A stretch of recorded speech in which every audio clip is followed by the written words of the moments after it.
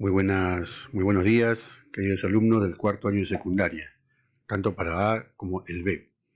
Vamos a seguir con este tema de la era del guano, la gran prosperidad falaz. Aproximadamente, 20 años de una riqueza inigualable en la que el Perú tuvo su momento de oro. Imagínense, el guano no era más que el excremento de animales, de aves, y a veces decimos, ¿no? La gente de otro lado dice, el Perú es tan generoso, tan bendecido por Dios que hasta su excremento valía oro. Bien, ahora otra cosa es si lo hemos sabido aprovechar o no. Veamos pues los presidentes que les tocó gobernar en esta época y en qué contexto social y económico también se vivía, ¿no? A ver, eh, más o menos la era del guano empieza en el 45 con Ramón Castilla y va a terminar en el año 66, en la presidencia de PSEP, más o menos, ¿no? Pero es importante ver a estos presidentes que en buena cuenta principalmente fueron dos, Ramón Castilla y Rufino Echenique. Después vamos a hablar de Miguel de San Román, porque no mucho de él, ¿no? Ahí está, vamos a hacer una línea de tiempo después con respecto a cómo se gobernó en esta época, ¿no? La prosperidad, una prosperidad falaz, una prosperidad engañosa, una prosperidad que se pensó que el Perú la iba a aprovechar. Lamentablemente solo se aprovecharon algunos, pero el 95% de la población peruana siguió siendo pobre. Vamos a ver el gobierno de Ramón Castilla.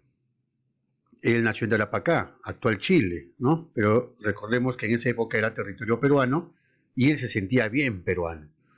Eh, un tipo criollo, no venía de las altas eh, linajes españoles. Como ven ustedes, una tez bastante oscura. Él llega a, a la presidencia gracias a su carrera militar. ¿Ok? Bien, vamos de frente a las obras y hechos de este personaje, querido y odiado por muchos. Eh, en primer lugar, él como criollo, como mestizo, es mestizo, se tiene que enfrentar a ese grupo de gente poderosa que estaba en el Perú, que habían heredado, mejor dicho, la clase noble de España y que estaban afincados aquí en el Perú, ¿no? Entonces él tiene que enfrentarse ahí, no va a ser fácil, no va a ser fácil. Entonces se elabora el primer presupuesto. ¿Qué significaba, muchachos? Que hasta el año de 1845 el Perú no hacía un presupuesto. ¿Y qué era un presupuesto? Nada más y nada menos que, a ver, saber cuánto se ganaba al año y cuánto se gastaba. ¿No? En esa época a la gente rica no le interesaba, ellos nunca veían eso. Ellos decían, no, pues es, es algo bajo, ¿no? Es algo para los pobres. Nosotros los ricos nunca medimos nuestra riqueza, decía, pero se hacía necesario. Esto pues creó también en la gente de alta eh, clase, la clase noble peruana, creó pues incomodidad, ¿no? Decían, "Ah, este mestizo haciendo cuentas", decía, ¿no? Porque miren, a ver, un personaje de, digamos, de la clase aristocrática, decía, a ver, ¿cuánto cuesta ese carro? Ya, mire señor, este carrito, no, a mí no me digas cuánto cuesta, eso se encarga mi tesorero. Tú dame nada más, yo quiero y punto. O sea, nunca preguntaba precios, nada de esas cosas, ¿no? Porque eran gente pues que se jactaban de tener mucho dinero. Entonces, el primer presupuesto en el Perú en el año de 1845 va a servir para saber si el Perú eh, puede gastar o no puede gastar la cantidad que se gasta. Y dicho sea de paso, en ese año las entradas fueron menos que los gastos. Entonces él trató de acomodar esa situación, ¿no? De que más bien la entrada tenía que ser más y los gastos menos. La renta del salitre, que ya sabemos, conocido por todos, ¿no? Que se dedicó a hacer las consignaciones, etcétera, etcétera. ¿Mm? Llegada de los chinos culíes. En esa época se necesitaba mano de obra muchísima en la costa del Perú, tanto en las grandes haciendas azucareras, ¿no? De caña de azúcar, y también en las mismas islas guaneras. Entonces, en esa época China pasaba una crisis bastante fuerte y de la parte de los culíes, ¿no? No mandarines, sino culíes, llegaron al Perú por montones, ¿no? Con una promesa de encontrar un trabajo, estabilidad, etcétera, etcétera. Y lo que encontraron fue realmente espeluznante, ¿no? Solo encontraron vejamiento, abusos, violaciones, muertes, etcétera. El reglamento de la instrucción pública. Miren, acá ya Ramón Castilla ya da un interés porque la educación sea asumida por el Estado. Mira, recién, 1845, sea asumida por el Estado como algo ya que el gobierno tiene que invertir en esto, ¿no? La carrera armamentista. Hay algo interesante. Ramón Castilla se da cuenta de que Chile es un país que está siempre queriendo invadir el norte de su país. Para nosotros el Perú vendría a ser el sur. Y entonces decía, si Chile compra un barco, Perú compra dos, ¿no? Había esa competencia con Chile. Entonces empezó una carrera armamentista que lo puso como una potencia militar al Perú en América Latina. Bien, había plata, pues, ¿no?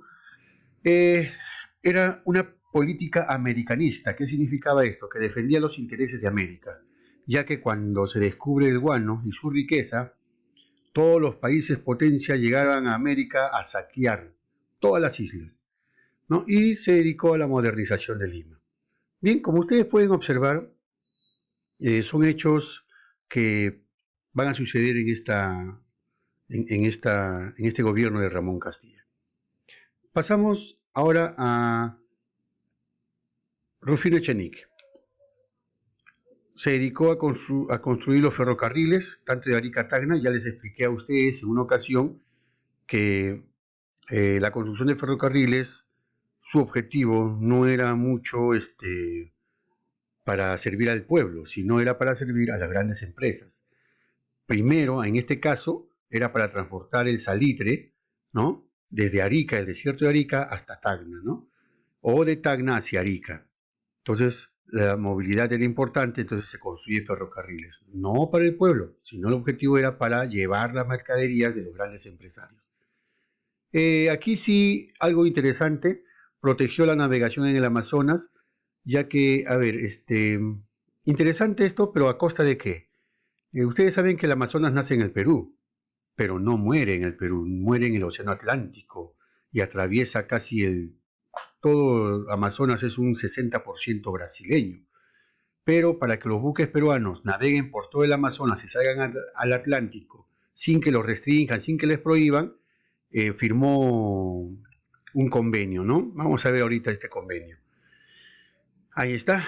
A ver, celebró una convención de navegación en el Brasil, sí, así es, acá está un poquito, ya, en el Brasil, se llamó Herrera da Ponte Ribeiro, y que permitía pues al Perú navegar libremente por este río. A cambio, nosotros cedimos gran parte de nuestro territorio selvático, ¿no? Que ya había sido colonizado también por el Brasil y que el Perú nunca hizo nada. Solo tuvimos que legalizarlo nomás. Firmamos y cedimos toda esa parte del el este peruano, ¿no?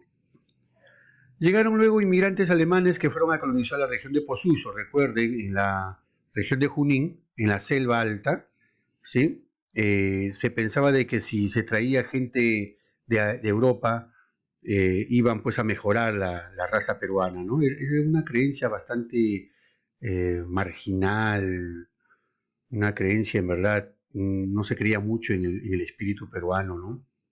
Entonces, esto sucedió. Y por último, el gran escándalo de la deuda interna, es decir, cómo se pagó esta deuda interna. Aquí vamos a ver algo de la gran corrupción, ¿sí? Eh, entonces, Rufino Echenique, digamos, comparado con nuestro querido Ramón Castilla, no se va a comparar. Pues acá hay un desgaste del dinero, ¿no? A más no poder. Él es puneño, nació en Puno, pero fíjense bien su tez, su contextura. Habrá nacido en Puno, pero no es nada originario, ¿no? Es un tipo pues aristócrata, ¿no? De la aristocracia, ¿sí? Que siempre se jactaba. Bueno, eh, vamos a dejarlo aquí nomás, el primer video, porque vamos a hacer un segundo video para seguir terminando la explicación sobre los presidentes que gobernaron en la era del guano, ¿sí?